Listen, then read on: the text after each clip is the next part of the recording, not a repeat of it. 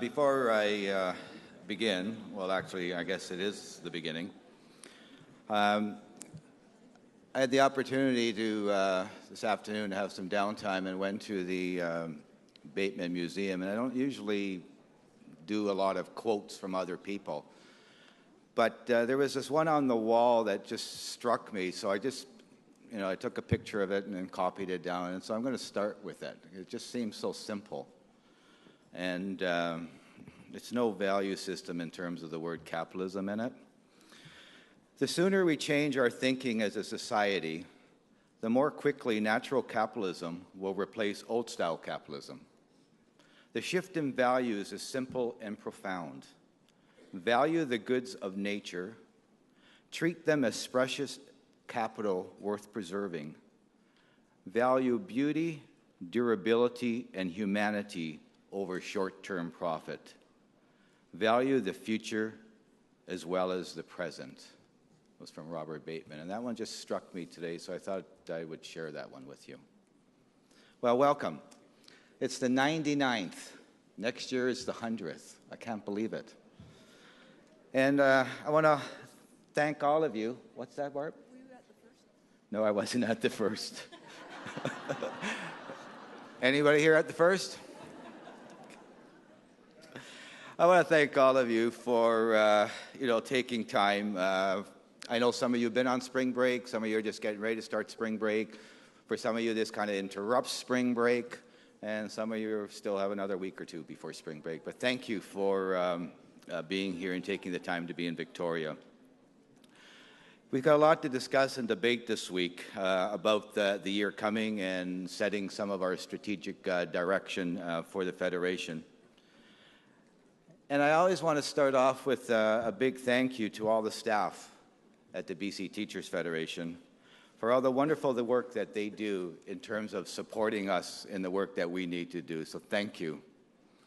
I also want to, sure.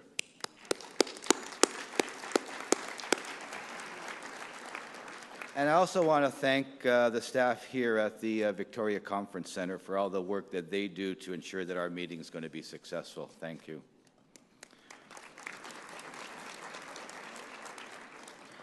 And speaking of more thank yous, I think it's really important to thank and to appreciate. I want all of you to know how grateful that I am for your support, your hard work, and commitment to our profession and our members over this last year in particular. It was a difficult time for all of us, but it was also very affirming.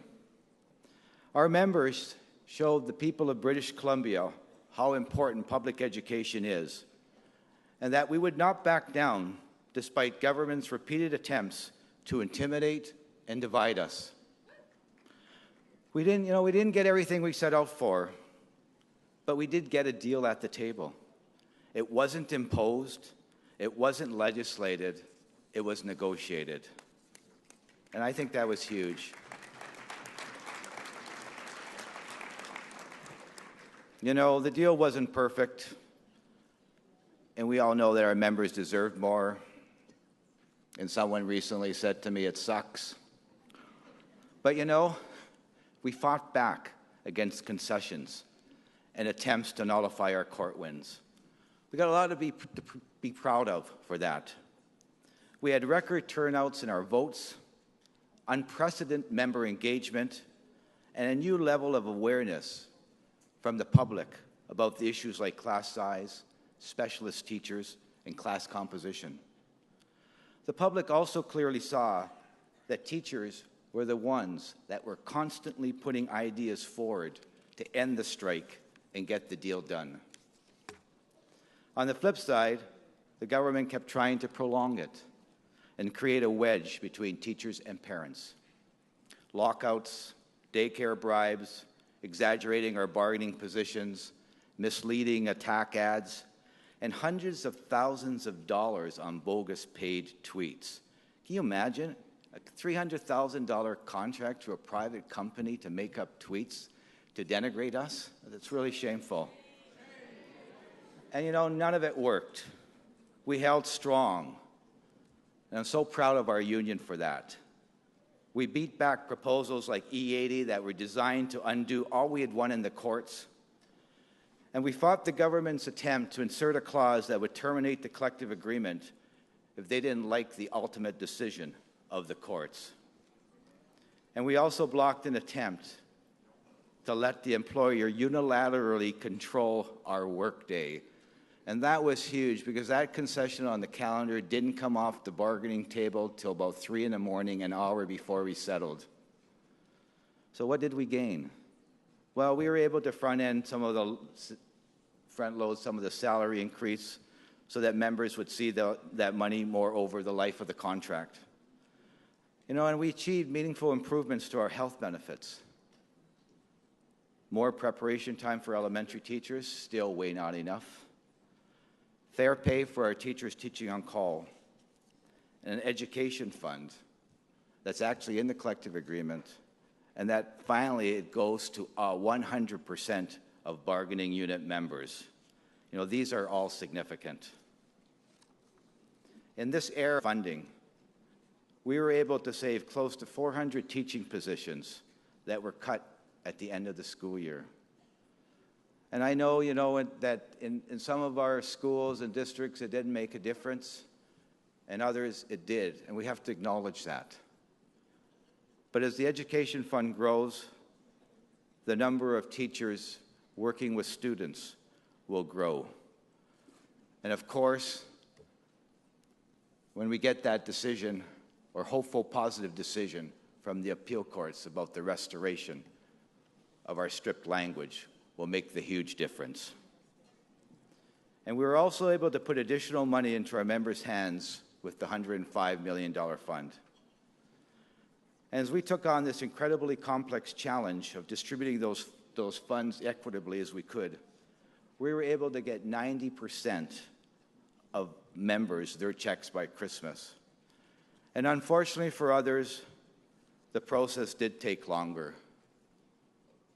And I apologize for if any of it was a result of the Federation here. But where the problem lay, for the most part, was the unreliable data from several school districts. Some of it was wrong, incomplete, or missing altogether, and that slowed us down. But through it all, our small accounting department was amazing.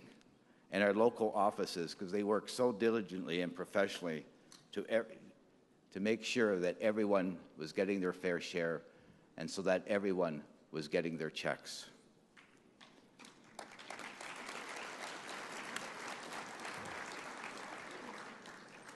So as we reflect on the events of last year and how we move forward, let's also be proud of what we've achieved in face of a government that for more than a decade has been determined to knock us down. Because it wasn't just about bargaining. It was about trying to break our union, and they didn't. We stuck with our principles. We stood up with great pride for public education, for our students, and for our profession. And every day, no matter where I'm at, whether it's on the street, a hockey game, a concert, a movie theater, or the grocery store, I have a lot of people stop from the public and stop me and thank me. They're thanking me because I was the face and the voice out there. But who they're really thanking is all of you and all of our members for the work that we did to try to make it better for our students. And they recognize that. And they also recognize that we stood up as a union to fight back against this government.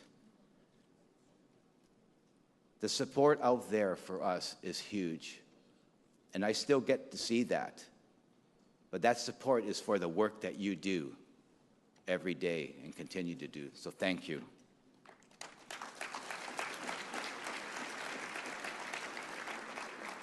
But we know we still got a lot more work to do. It became clear again on February 17th when the government brought down its new budget. Despite the Minister of Education's promise to fully fund the cost of the deal that his government negotiated with us, the Liberals actually delivered a budget that forces cutbacks on school districts and once again downloads unfunded costs like MSP premium increases, BC hydro rates, etc. And it's so clear that if we did not fight as hard as we did, there would have been no increase at all into the budget. And while there's some new money for the settlement, a significant portion of it is not new funding. The government is just playing a shell game. Another broken promise by the Minister of Education and the Premier, forcing boards to cut $29 million this year and another $25 million next year. And there's not even any money to fund the new My Education BC East's replacement, nor for cost of living. And that's all on top of the $29 million you have to cut. This government needs to take off their ideological blinders and properly fund education in British Columbia.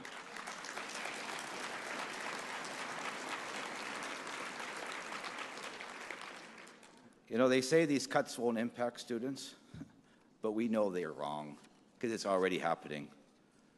Just ask the adult educators in the room. Government's doing away with free courses for adult learners who already have their dogwood, putting up new financial barriers to British Columbians who want to upgrade their skills or find better jobs. It is shameful. This cut will take opportunities away from those who most need it. So I say to government, instead of cutting taxes more than $200 million worth to the richest few, invest that money in our education system right now.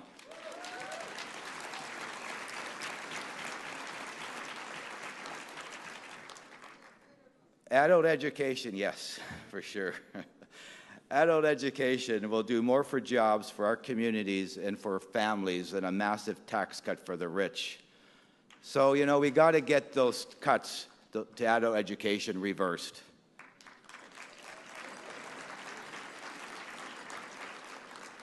And then just last week, we saw the government delay completion of the seismic upgrade program by another 10 years. You know, BC kids and teachers, we can't wait another decade for safe schools. Instead of articulating a clear plan to get the work done, put student and worker safety first, what does the Minister of Education do? He points fingers and makes excuses, and those fingers mostly at Vancouver. That's so shameful. That's not leadership. And why is he pointing fingers at Vancouver? Because they dare to speak out, something we all need to be doing, and we do. You know, protecting children and the staff who work with them every day in our public schools has to be a priority for this government. I don't understand why it isn't. Urge Minister Fassbender to end the finger pointing and get the seismic upgrades done. You know, appointing an auditor to audit Vancouver books is not the answer. Especially Vancouver had already hired someone to help them out. An auditor to help cut $15 million from a budget, an auditor that's going to cost $180,000. I think there's better uses for that $180,000. Maybe like feeding the 2,000 kids extra that are hungry in Vancouver.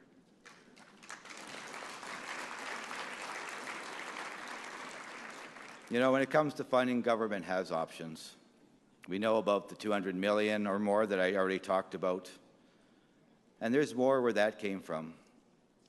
You know, it's time that taxpayers in British Columbia stop subsidizing private schools. Last year alone,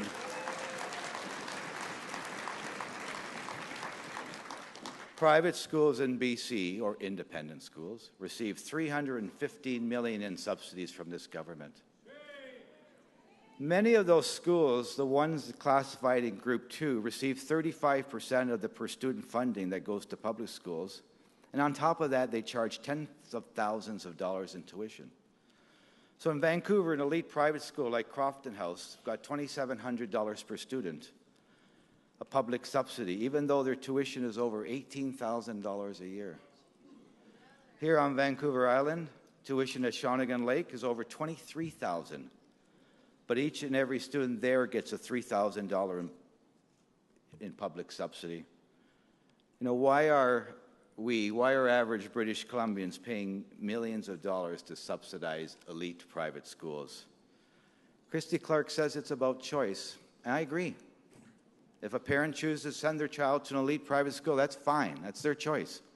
They can pay for that. But the government should not help them pick up that tab.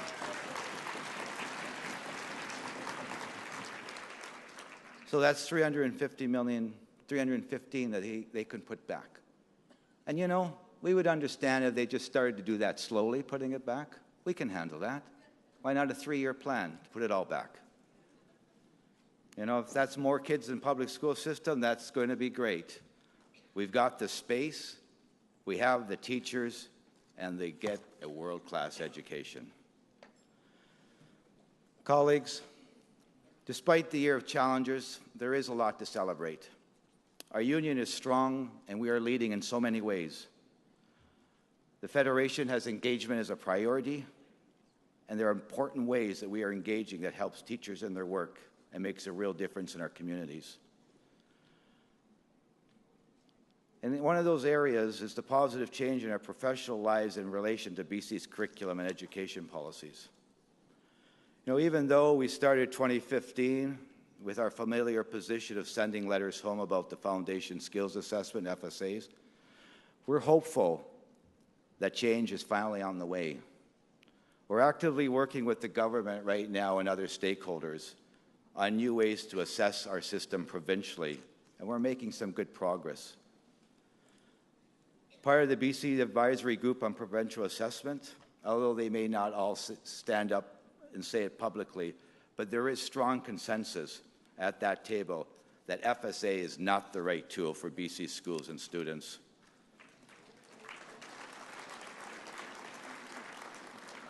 And we're working on getting that changed. It's still going to take a while, but I believe it's going to be changed to something that we can support.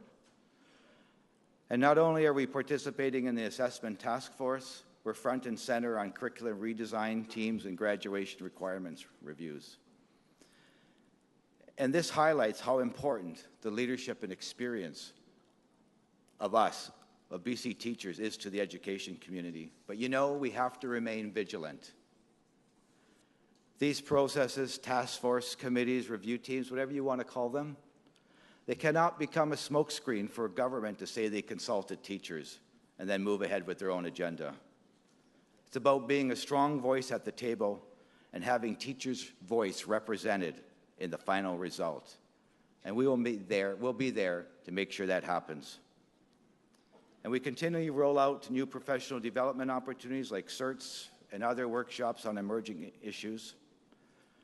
Our PSAs continue to develop engaging and important professional development conferences.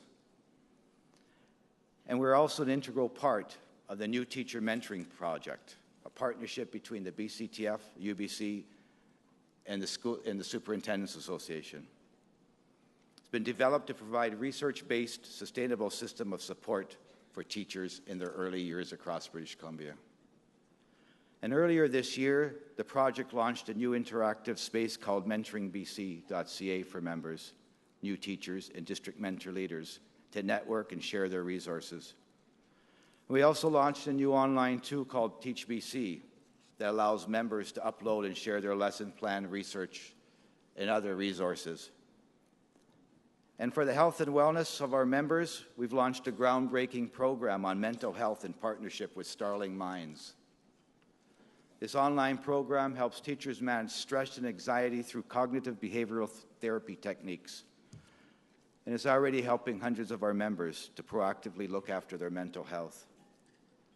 And we're being recognized in the community for this work that we're doing in the area of mental health, which also impacts the mental health of our students.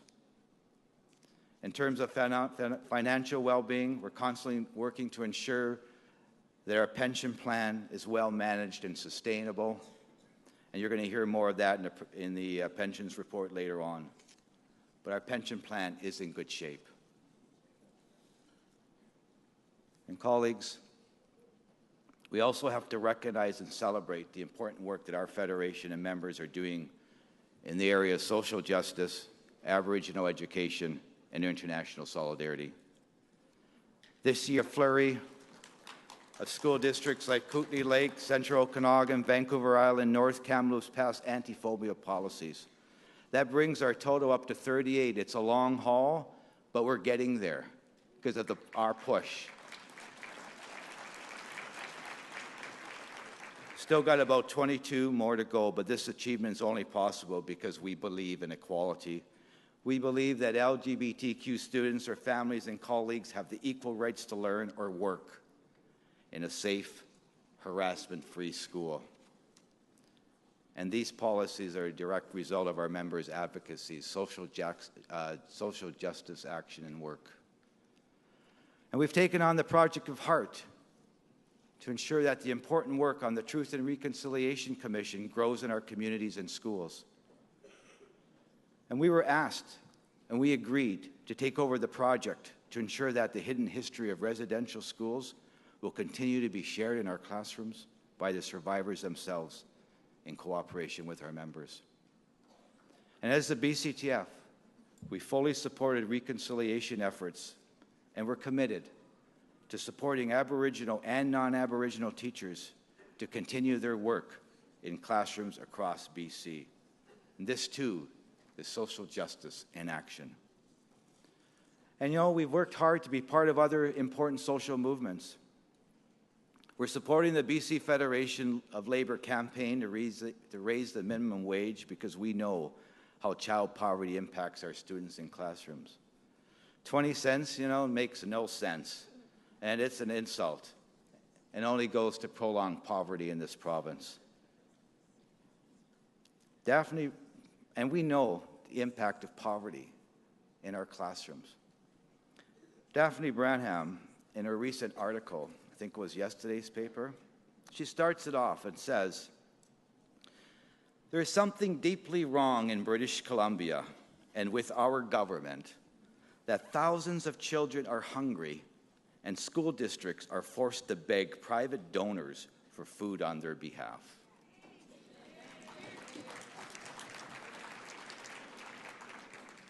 The BCTF has also joined over 100 other organizations in the Better Transit and Transportation Coalition to ensure the upcoming plebiscite results in a strong yes vote. Because it's going to be important for a transportation system and for our environment. And it's key. And we know that working together in strong, diverse coalitions does bring about positive change. And there was actually a surprise in the February budget. Bad surprises for education, or maybe it was expected by many of us. But this government actually announced an end of its policy of clawing back welfare from single parents who receive child support. We were proud supporters of that push, and it worked. It will help some of the most vulnerable parents in BC and the children who are entitled to that vital support. But that's not something we should have had to been advocating for in the first place. The government shouldn't have done that, clawing back child support payments from single mothers. Here in BC, we're in a constant struggle for funding with government. But in other parts of the world, teachers are murdered for doing their jobs. Last year in Pakistan, an entire school was attacked by extremists. 145 people, including 132 innocent students, were gunned down and murdered.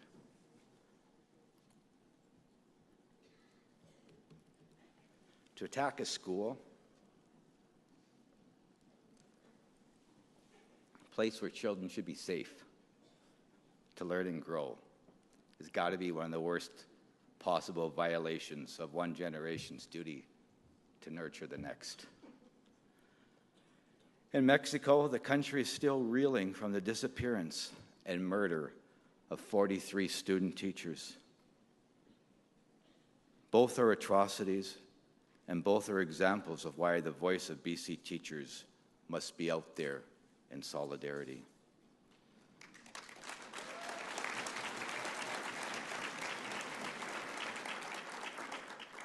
It's our strong reputation, our influence in the international solidarity movement that allowed me to get Mexico's Consul General on the phone and demand action to bring those responsible to justice. Colleagues, just because we have challenges at home does not mean we do not speak out against injustices abroad. And we must continue that effort and support our sisters and brothers who are working like us to improve education in their own countries and communities. Now's not the time to pull back that support. International solidarity is not charity. In reality, solidarity strengthens us as a union by connecting us to the struggles of others around the world. And that solidarity is a two-way street, because those colleagues return that solidarity to us in so many ways. And we must continue to defend rights of others abroad, just as we defend our rights at home. And I'll get to that piece. But coming out of the 43 murdered student teachers in Mexico, in the state of Guerrero, and there's been a lot of pushback in education reforms in Mexico. Of course, education reforms, the reforms are actually on how to control teachers. And Section 22, Siente, of the Oaxacan teachers, they just negotiated a deal with their government. And one aspect of that deal includes, in terms of how they get promoted as teachers, part of their pay, is going to be based on their attendance at protest marches in Oaxaca or Mexico City.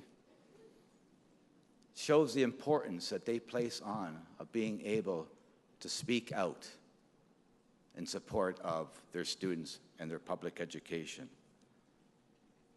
that they recognized it, and it's important in their negotiations.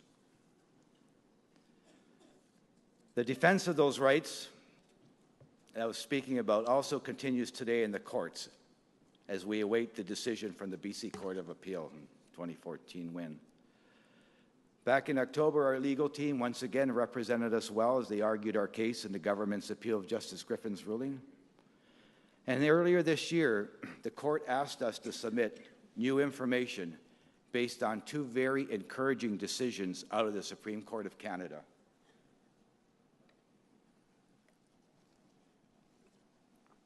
Both of those decisions, one about the RCMP's right to bargain and one about the right to strike, appear to have strengthened collective bargaining rights under Section 2D of the Charter of Rights and Freedoms.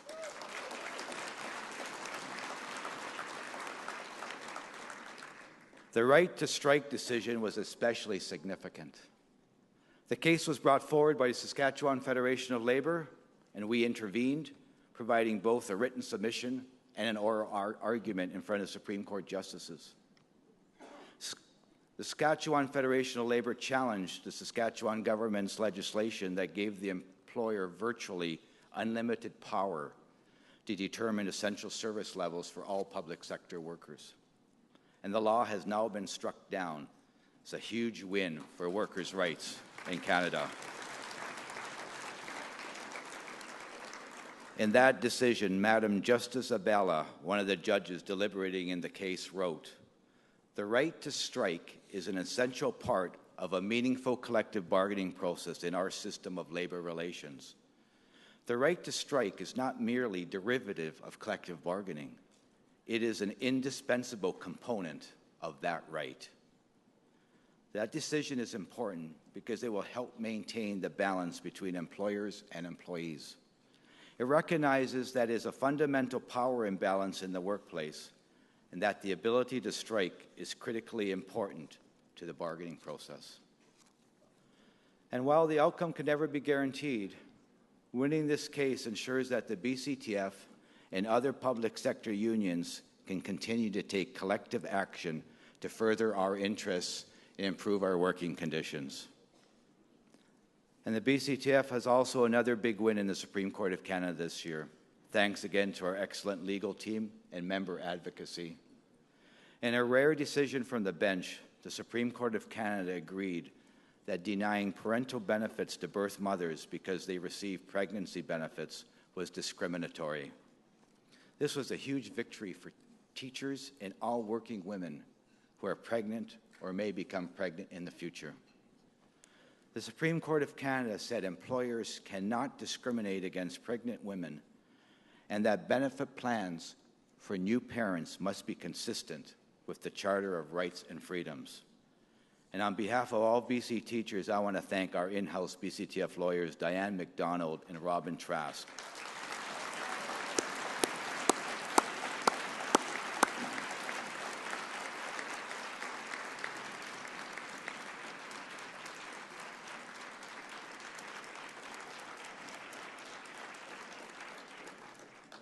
And the rest of our legal department, as well as the individual teachers and locals involved that took this case on locally at first. Thank you.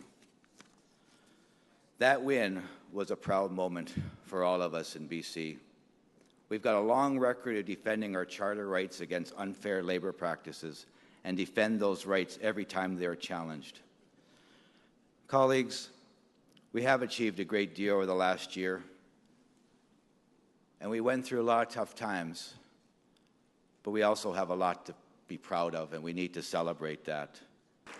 Our union is healthy and strong, and we keep moving forward as the powerful voice we've always been and always will be for teachers, students, and BC's public education system. Thank you. Let's have a great meeting.